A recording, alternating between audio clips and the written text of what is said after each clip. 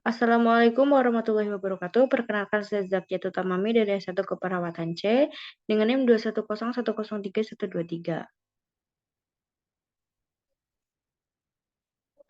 Komisi Pemberantasan Korupsi atau KPK menyetorkan ke kas negara uang pengganti dari terpidana kasus korupsi program bantuan sosial atau Bansos COVID-19 Juliari Batubara. Mantan Menteri Sosial tersebut disebut telah lunas membayar uang pengganti seperti putusan pengadilan sejumlah 14,5 miliar rupiah. Kronologi kasus Bansos Juliari Batubara, lalu bagaimana perjalanan kasus korupsi yang melibatkan politisi Partai Demokrasi Indonesia Perjuangan atau PDIP ini. Berikut rangkuman kronologi kasus korupsi Bansos Juliari Batubara dari terungkap hingga divonis penjara 12 tahun. Yang pertama, terungkapnya korupsi Bansos yang melibatkan Juliari Batubara sebelum Juliari ditetapkan sebagai tersangka. KPK terlebih dahulu melakukannya operasi tangkap tangan atau OTT terhadap pejabat Kementerian Sosial atau Kemensos pada 4 hingga 5 Desember 2020. Penangkapan pejabat Kemensos itu diduga terkait korupsi Bansos dan di Kementerian Sosial Republik Indonesia dalam penanganan pandemi COVID-19 untuk wilayah Jabodetabek 2020. Kemudian pada Minggu dini hari 6 Desember 2020, KPK menetapkan Juliari Batubara sebagai tersangka kasus tersebut.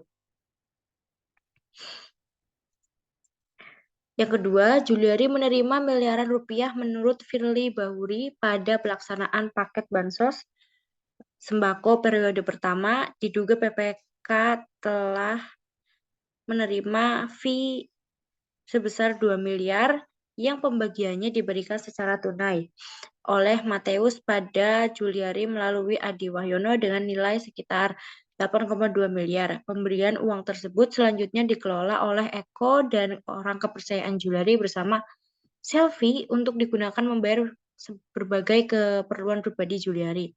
Untuk periode kedua pelaksanaan paket Bansos sembako terkumpul fee dari Oktober 2020 sampai dengan Desember 2020 sejumlah sekitar 8,8 miliar rupiah yang juga diduga akan digunakan untuk keperluan Juliari.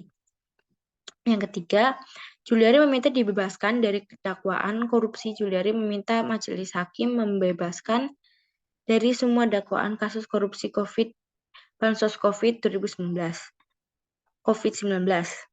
Dia mengatakan putusan majelis hakim dapat membebaskan dirinya dan keluarga dari derita. Akhirilah penderitaan kami ini dengan membebaskan saya dari segala dakwaan, kata Juliari dalam nota pembelaan atau pledoi yang dibacakan di pengadilan. Tipikor Jakarta, Senin 9 Agustus 2021. Juliari menuturkan keluarganya menderita karena dipermalukan dan dihujat untuk sesuatu yang mereka tidak pahami. Badai kebencian dan hujatan akan berakhir tergantung dengan keputusan dari majelis hakim, kata politikus PDIP itu. Dia mengaku menyesal telah menyusahkan banyak pihak karena perkara ini. Oleh karena itu, permohonan saya, permohonan istri saya, permohonan kedua anak saya yang masih kecil-kecil, serta permohonan keluarga besar saya pada majelis hakim yang mulia, kata dia. 4. ICW desak agar Juliari dipidana seumur hidup. Peneliti Indonesia Corruption Watch atau ICW, Kurnia Ramadan mendesak agar Juliari dipidana seumur hidup. Ada 4 argumentasi yang disampaikan Kurnia. Pertama, Juliari melakukan kejahatan saat menduduki posisi sebagai pejabat publik. Kedua, praktik suap Bansos 19 dilakukannya di tengah pandemi. Hal ini menunjukkan betapa korupsi yang dilakukan Juliari sangat berdampak baik dari segi ekonomi maupun kesehatan bagi masyarakat, kata Kurnia dalam keterangannya Senin 23 Agustus 2021. Ketiga, saat pembacaan pledoi, Juliari tidak mengakui perbuatannya, padahal kata Kurnia dua tersangka lainnya, Ardian dan Heri, telah terbukti secara sah dan meyakinkan menyuap Juliari. Keempat, hukuman berat bagi Juliari akan memberikan pesan kuat bagi pejabat publik lain supaya tidak melakukan praktik korupsi di tengah pandemi COVID-19. 5. Divonis penjara 12 tahun dan denda 500 juta rupiah dalam perkara tersebut. Juliari terbukti menerima uang suap terkait pengadaan bansos COVID-19 sekitar 32,482 miliar rupiah.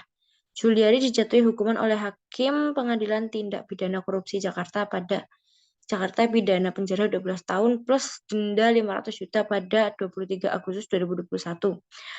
Hakim juga mewajibkan Juliari membayar uang pengganti sejumlah 14,5 miliar rupiah. Selain itu, Hakim mencabut hak politik Juliari untuk dipilih dalam jabatan politik selama 4 tahun setelah selesai menjalani pidana pokok. 6. Vonis pidana diringankan karena dihujat saat membacakan putusan. Hakim menyebut hukuman yang diterima Juliari diringankan alasannya terdakwa terdapat cercaan, hinaan, dan vonis masyarakat. Padahal menurut Hakim anggota Majelis Hakim Yusuf Pranowo, saat itu Juliari masih menjalani proses hukum yang belum tentu bersalah dan belum ada hukuman tetap.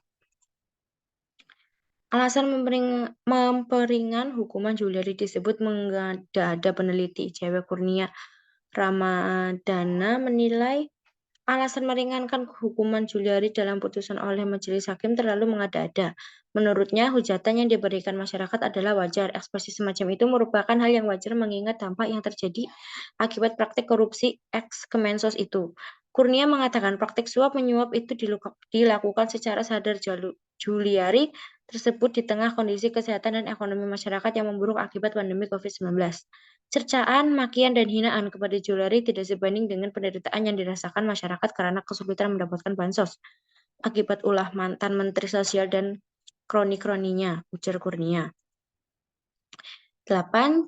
Juliari melunasi uang pengganti 14,5 miliar rupiah. KPK telah menyetorkan uang pengganti dari terpidana kasus korupsi bansos COVID-19 Juliari Batubara sejumlah 14,5 miliar ke kas negara. Mantan Menteri Sosial tersebut disebut telah lunas membayar uang pengganti seperti putusan Pengadilan Pelaksanaan Tugas (PLT).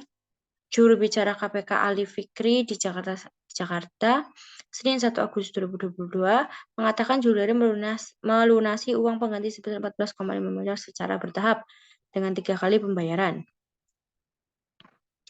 Kepercayaan yang dilakukan seseorang untuk korupsi adalah kepercayaan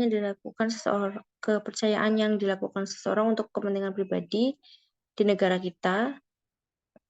Suatu perilaku tidak jujur atau curang demi keuntungan pribadi atau suatu tindakan penyalahgunaan korupsi telah mendarah daging dan menjadi budaya dalam masyarakat yang sulit dihilangkan. Cara mencegah korupsi: yang pertama adalah memperbaiki sistem dan memantau pengadaan masyarakat. 2. Memperlakukan kewajiban pelaporan transaksi keuangan tertentu. Yang ketiga ada pelaporan harta pribadi, pemegang kekuasaan, dan fungsi publik. Yang keempat ada partisipasi Indonesia pada gerakan anti korupsi dan anti pencucian uang di kancah internasional. Mengapa korupsi masih banyak di Indonesia? Faktor ekonomi sering dianggap sebagai penyebab utama korupsi, di antaranya tingkat pendapatan atau gaji yang tak cukup untuk memenuhi kebutuhan. Fakta juga menunjukkan bahwa tidak dilakukan oleh mereka yang gajinya pas-pasan. Begitu saja, kurang lebihnya saya mohon maaf. Wassalamualaikum warahmatullahi wabarakatuh. Terima kasih.